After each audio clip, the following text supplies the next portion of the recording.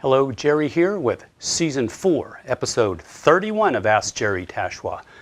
If you'd like to ask me a question, simply go to my website, which is www.tachoir.com. That's spelled Tachoir.com. And in the upper right-hand corner is a little contacts tab. Just click on that, fill out your name and information, and ask your question, and perhaps we'll do one of these videos. And please, if you can, I would appreciate it if you would subscribe to this channel. It seems to help out a lot. Anyway, we're looking forward to getting some of your questions, and I always forget to mention that, so I thought I would do it right up front. Today's question comes from Michael in North Dakota. Hello, Jerry. I'm a struggling mallet player living in North Dakota. Your videos have been extremely helpful.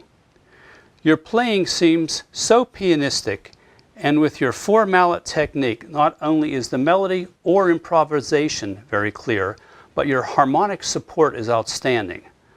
I've seen some of the younger players on YouTube who are primarily two-mallet players, and they all seem to be predominantly bebop players and just play fast all the time, just a roar of notes all the time.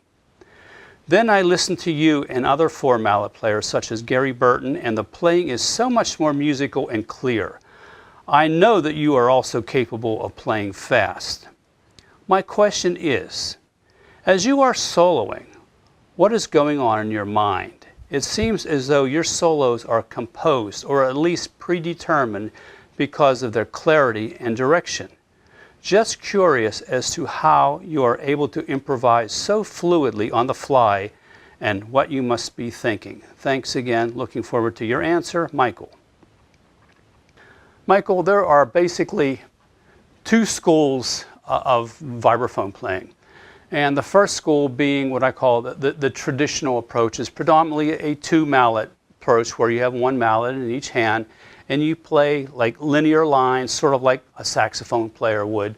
And it comes more from the Lionel Hampton and the Milt Jackson school of playing. And again, I love these guys. Nothing against them at all, but that's just a different style.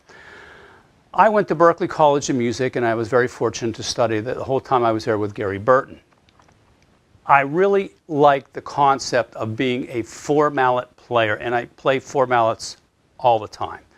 Four mallets gives me the ability to play fast if I want to, but also harmonically support myself and play chords at any given time without having to stop and re-pick up mallets or set mallets down.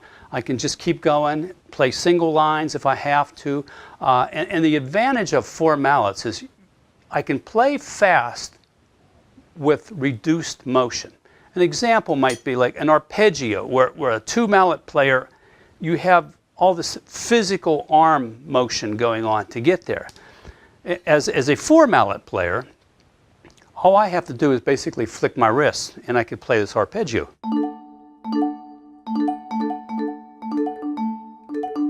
Right? So it cuts down on motion. You cut down on motion, you can play cleaner, faster, more accurately.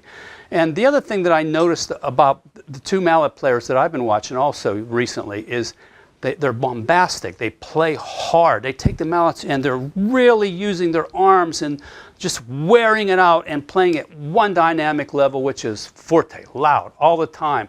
And to me, music is all about flowing nice, developing melodies, subtleties, dynamics, softs, louds, aggressive dissonance, resolution, and that's music.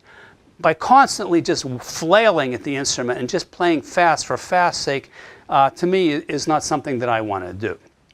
Now, a lot of this comes about from an ego, and I sort of did it as well. I remember being younger and at Berklee, and I played fast. I was just wailing all the time. And at the end of a concert, I was sweaty, I was tired, my wrists hurt. But what happens is you'll be playing along, and all of a sudden, you'll play a fast lick, and somebody in the audience will go, whoa! And then this little monster, he comes out of your back pocket, and he comes up and he sits on your shoulder, and he goes, yo, they liked it, do it again. So you go, okay, so you play another real quick lick, and they go, wow, because that same guy goes, whoa, that was awesome. And you go, like the little monster's going, yeah, come on, keep it going. And then the other guy comes out and he goes, no.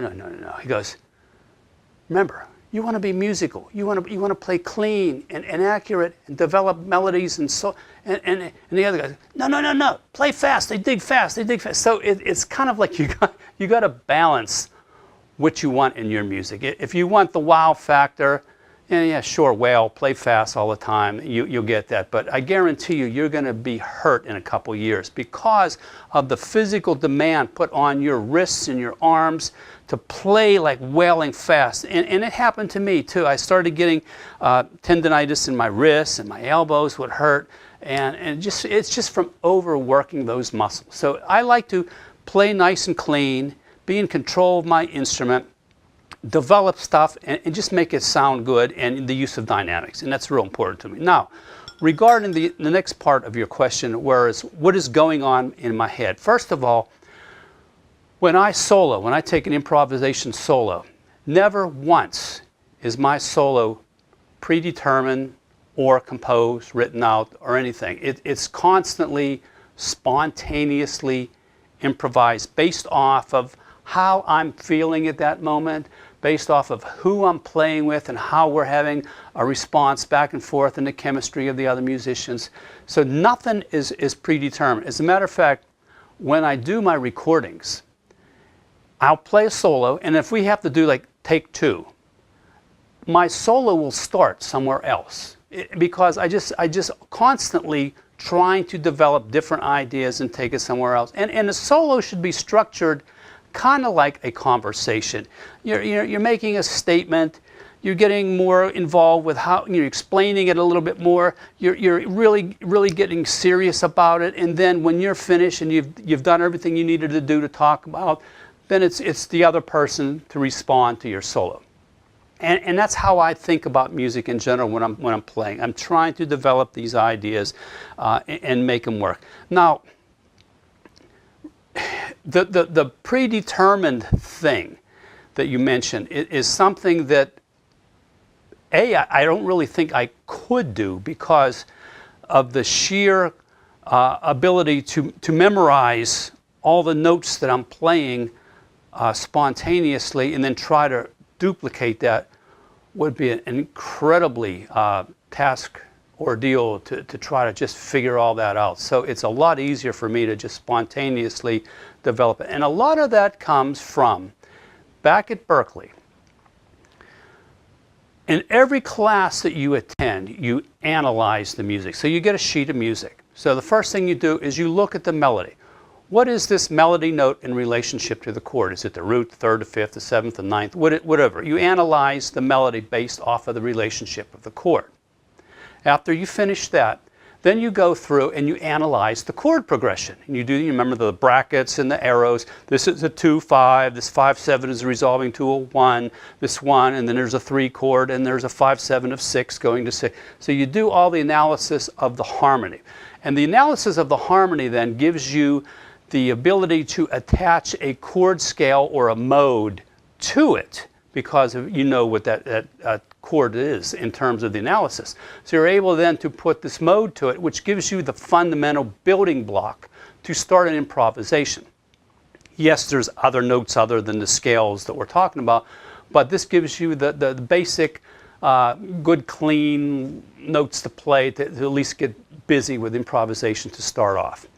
And then, you have to be able to spontaneously do this. And the more you do it, the more it becomes basically second nature. And I remember in every class at Berklee just sitting down and doing all these analysis. And then one day I put up a piece of music and all of a sudden it became very clear to me what the chord changes were doing, what the melody note is in relationship to the chord, which then gave me the ability to fill it in with other notes from the chord other than the melody note to make it sound thick and full. Because I only have 4 mallets, so I don't want to duplicate a lot of the notes unless I really have to. So I'm looking for predominantly in my left hands the guide tones, the thirds and the sevenths. And then in my right hand I will play the melody and then the remaining chord tone or tension. And I'm thinking like a piano player. I'm trying to keep it separated where my left hand is harmonically supporting and bass lines, and my right hand is playing my improvisation and my melody. And occasionally, my left hand will come up and it'll assist and it'll play something up there, but then it'll go back down to taking care of business on the low end. And that's really all I'm doing. And it somewhat sounds like it's incredibly complicated. And I guess to most people that are starting out, it is. But the more you analyze music and get that into your head and understand it, then eventually it gets to the point where, again, you don't have to do the analysis, but you just look at it and it just makes sense and you know what to do. So I hope that answered your question. I don't really have anything else to offer on that other than we could sit down and have a 3-year harmony course about improvisation and analysis, but that would take a little bit.